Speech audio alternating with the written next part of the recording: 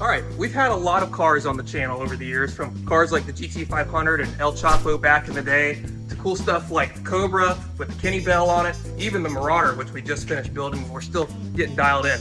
But there's one car, the creme de la creme of Mustang lifestyle vehicles. And that, of course, is this hunk of crap right here. This is Turdzilla, our 99 Mustang GT that's been through more engines and in more car accidents than I can even count on two hands. And as you can see, it's in pretty rough shape, but today we're gonna try and fix that.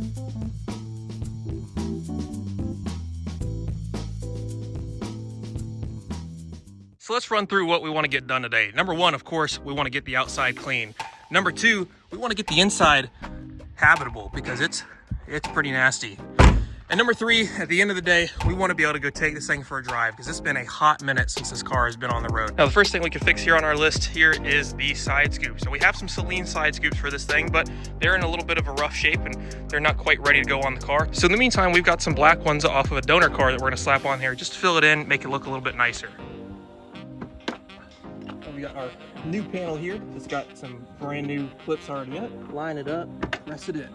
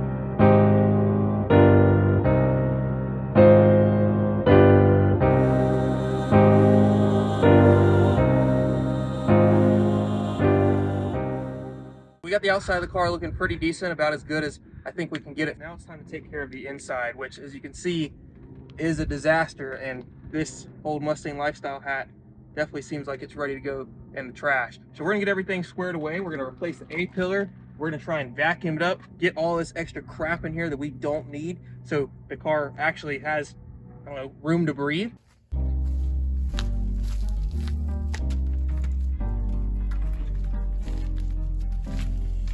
These guys will be going back on there later.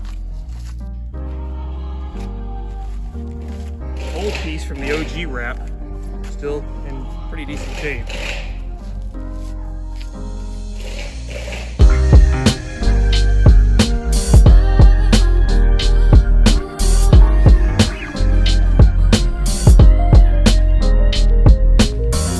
And continuing on with fixing some things, you can see this guy has seen better days, so we've dug out pretty fresh looking center console cover. We've also got a new A-pillar which we're going to put on. We don't need this wideband sensor gauge there anymore because we've got the digital dash here in this car, so we'll put a stock one of these back in. This will look a lot better too.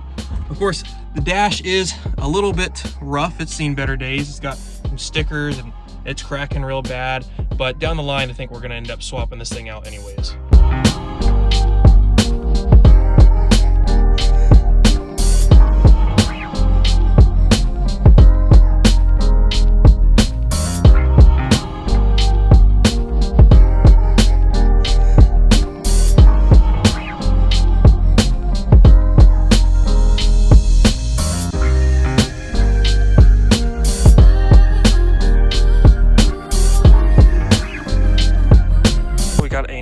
Little side piece here that'll go on there, but first we're gonna get that all cleaned up and then I'm gonna put the kick panel back on. We got a final touch right here.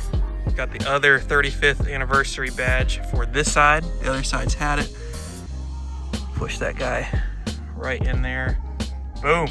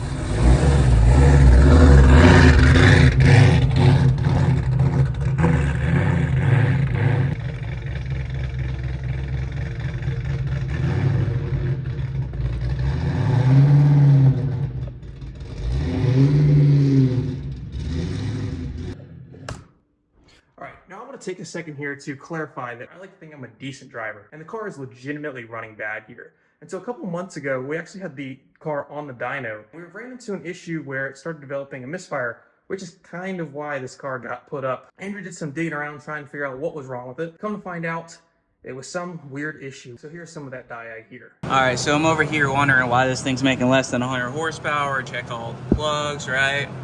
Come over here, boom, and then, oh, one cylinder down. So I pulled out the one right next to it, and you can definitely see the difference. This one is the plug that presumably has been firing, and this one is the one that has not been firing because of that plug issue. When your car's cammed, very choppy, like this car, you can't hear a misfire at idle. What we're gonna do, we're gonna go get, I think, just one plug for now. I guess it'll suck if I replace that one plug and it still makes just under 300 horsepower. But we know that that one is bad. Okay, so on coil B, we should have a grounding pulse. You guys aren't gonna be able to see, but you can hear. That's a grounding pulse. And 12 volt. Now let's go back to A, which is our problem child.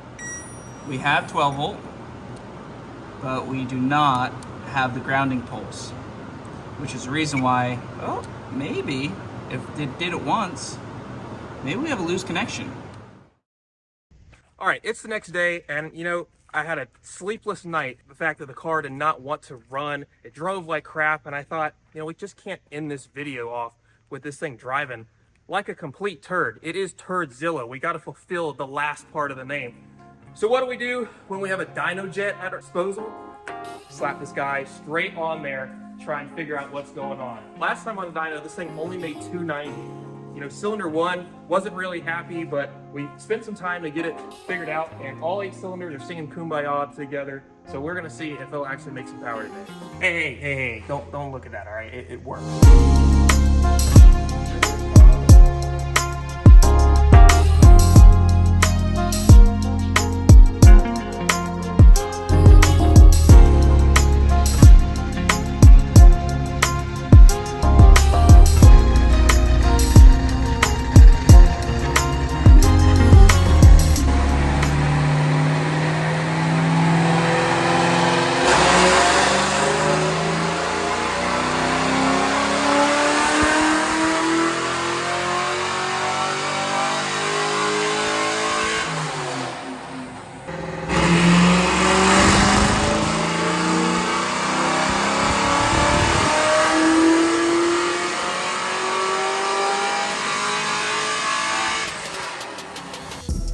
We made 363 wheel horsepower, 347 pound-feet of torque, and thing's a lot happier now. But of course, it ain't enough.